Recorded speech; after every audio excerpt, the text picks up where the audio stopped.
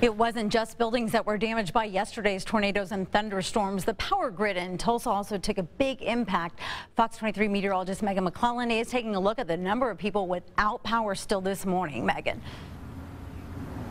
And Tiffany, we are seeing that number has come down drastically from yesterday. At a peak point of the outage, nearly 17,000 people without power. Now we're looking at less than 1,000 in Tulsa.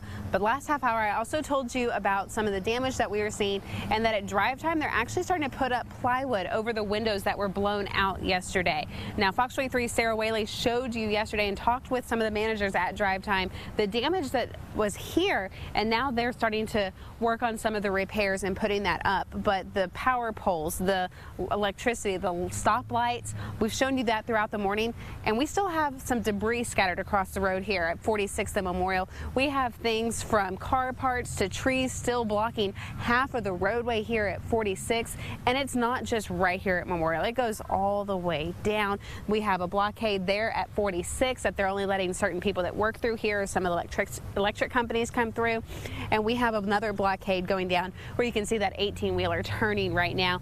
Again, only letting certain people through this area just to minimize some of the damage that is here already and minimize any other damage that could happen to your vehicle. Now, coming up in the next half hour, I'm going to get an updated number of the electric numbers that are out right now with those outages and have another look for you out here live in East Tulsa. Covering news that matters, meteorologist Megan McClellan, Fox 23 News.